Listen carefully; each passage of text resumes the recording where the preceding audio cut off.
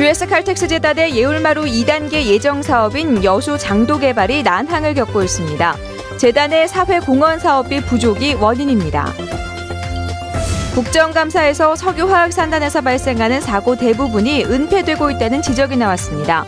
사고 대응도 미비하다는 지적입니다. 첫 간선제로 선출된 순천대 총장 임용 후보자 2명이 교육부에 추천됐습니다. 최종 임용 후보자는 후보들에 대한 신원조사와 인사위원회, 국무회의 심의 등 총장 임용을 위한 관련 절차를 거쳐 선정됩니다. 광양읍 원도심 개발 사업이 정부의 도시재생 공모사업에 선정됐습니다. 50억 원의 국비 확보와 함께 광양읍 원도심 활성화가 한층 탄력을 받게 됐습니다. 여러분 안녕하십니까? 계속해서 전남 동부권 소식입니다. 산업단지에서의 안전사고가 해마다 증가하는 것으로 나타났습니다. 새정치민주연합 주승용 의원이 한국산업단지공단으로부터 제출받은 자료를 보면 전국 64개 산업단지에서 발생한 안전사고가 지난 2013년엔 32건으로 증가했고 지난해는 44건으로 급증했습니다. 산업단지별로 보면 울산 산단이 37건으로 가장 많았고 이어서 여수 산단 20건 등의 순이었습니다. 여수와 울산, 서산 등 국내 석유화학산단에서 발생하는 화학사고의 절반 이상이 언론 등에 노출되지 않은 채 은폐되는 걸로 나타났습니다. 인명사고를 줄일 수 있는 화학사고 대응 골든타임도 제대로 지켜지지 않아서 문제를 키우고 있다는 지적입니다. 김종태 기자가 보도합니다. 올 상반기 여수 산단과 울산, 충남 서산 산단 석유화학 공장에서 발생한 사고는 모두 쉬운 건. 공장 폭발 사고는 물론 가스 누출 사고와 화재 등 사고 종류도 다양합니다. 인명피해만 사망자 11명에 부상자도 63명에 이르고 있습니다. 국회 환경노동위원회 은수미 의원이 환경부 산하 화학물질안전원으로부터 제출받은 자료에 따르면 이 같은 쉬운 건의 사고 가운데 26건이 단 한 곳의 언론에조차 보도되지 않은 채 은폐된 것으로 드러났습니다. 이들 업체들이 사고로 인한 불이익을 우려해 일부 소방서와 경찰서, 지자체 공무원에게만 은밀하게 통보했기 때문으로 풀이됩니다.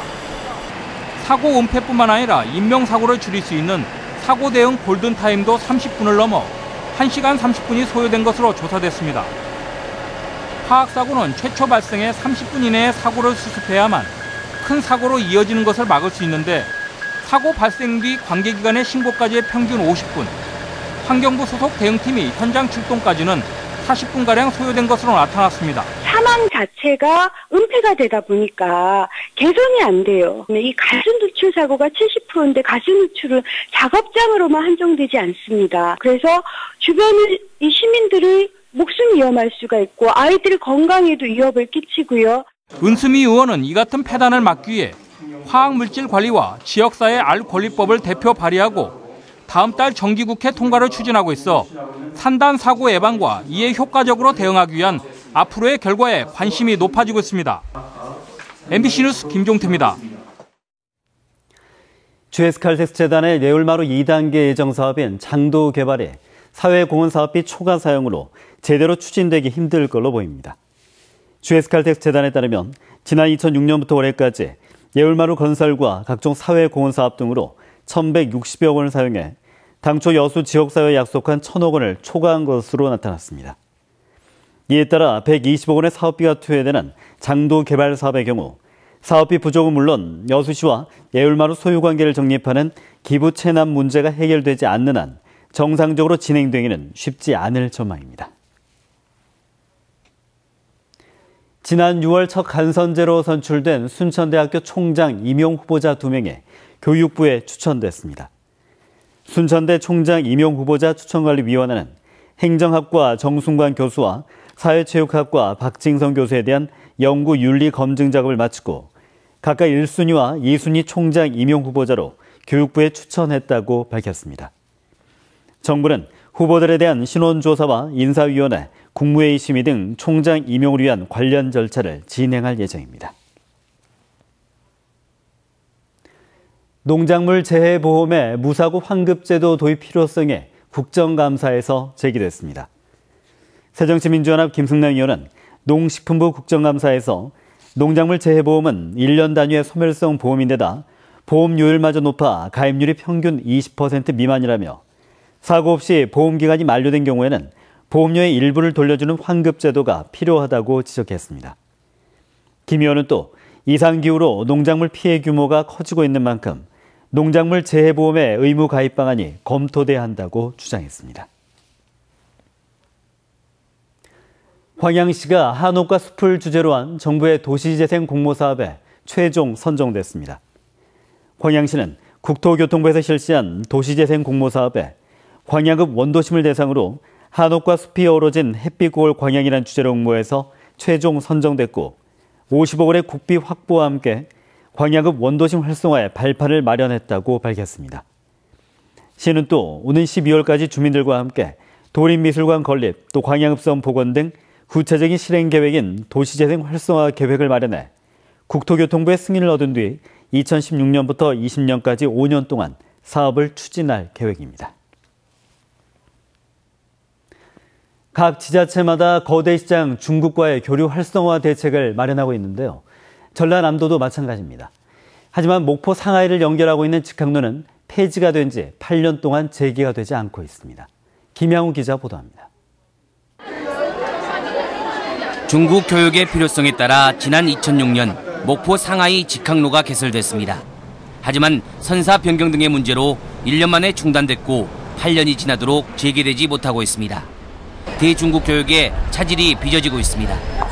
서해안 연안도시 3곳은 15개에 달하는 대중국 항로를 운영 중입니다. 전라남도는 대중국 교류 활성화 대책을 빨리 마련해야 합니다. 지금까지 전남은 중국과의 교류가 체계적이지 못했습니다. 전라남도는 대중국 교류 활성화를 위해 항로 재개가 현실화되도록 노력하고 중국 전문 부서와 인력을 집중하기로 했습니다. 지방도 관리 소홀 문제도 집중 제기됐습니다. 위험도로 개선과 노후도로 재포장이 제대로 안 돼 도민들이 교통사고 위험에 노출돼 있다는 겁니다. 지방도 관련 사업비도 매년 감소하고 있습니다. 지방도가 잘 정비되지 않음으로 인해서 이러한 교통사고가 빈번하게 일어나고 또 사망률도 굉장히 높아진다는 것을. 그래서 우선 시급한 건요. 그리고 교량에 대해서 63개소 한 3.2km 여기에 대해서는 앞으로 그 지방도 사업비의 일부를 투자를 해서. 이번 도정 질문에서는 전국에서 두 번째로 한우 사육 두수가 많은 전남이 한우의 우수한 혈통을 보존하기 위한 노력이 부족하다는 지적도 제기됐습니다. MBC 뉴스 김양원입니다.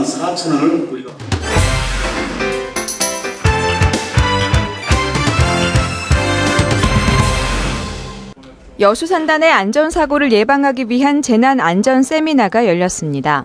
여수 디오션 호텔에서 여수 산단 입주업체 30여 개사 100여 명이 참여한 가운데 열린 오늘 세미나에서는 연세대 문일 교수가 석유화학산업단지 사고에 대한 고찰을 주제로 강의를 한 뒤 관련 공무원과 안전 전문가들이 패널로 나서 열띤 토론을 벌였습니다.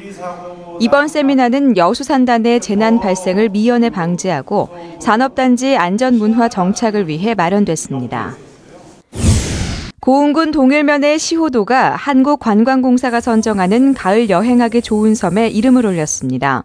나로 우주센터 길목에 자리한 시호도는 원시운막 8동과 함께 체험 뗏목, 가금류 사육장, 탐방로, 개마기 체험 등 원시 생활을 색다르게 체험할 수 있는 다양한 시설을 갖추고 있습니다. 온실가스를 줄이기 위한 저탄소 생활 실천 국민대회가 내일까지 이틀간 순천만 정원에서 열립니다. 우리나라가 2030년까지 온실가스 배출 전망치 대비 37% 감축 목표를 유엔에 제출한 데 따라 열리는 이번 대회는 기념식과 경연대회, 성과 발표회 등 온실가스 감축 운동을 범국민적으로 확산시키는 다양한 프로그램으로 진행됩니다. 전라남도 노사민정협의회와 순천, 여수, 광양상공회의소는 노사민정이 함께 화합하는 노사가 함께하는 행복사회 프로젝트 행사를 개최하고 있습니다. 노사가 함께하는 행복사회 프로젝트 실천 행사는 지역의 선진 노사민정 문화 정착과 노사 상생 협력을 통해 지역의 일자리 창출과 기업 경쟁력 강화를 위한 행사로 어제부터 3일간의 일정으로 진행되고 있습니다. 지금까지 데스크 단신이었습니다. 고흥해역의 내년산 김양식 체묘 적기는 오는 26일 이후로 예보됐습니다. 전라남도 해양수산과학원이 지역별 10년간 해왕 관측 자료와 기상청 예보를 토대로 내년산 김양식 체묘 적기를 분석한 결과 고흥해역은 오는 26일 이후로 분석됐다고 밝혔습니다. 도해해양수산과학원은 올해는 수온 정체기와 조류 흐름이 완만해지는 조금 시기와 겹쳐 개병 위험기인 수온 정체기도 길어질 걸로 전망했습니다.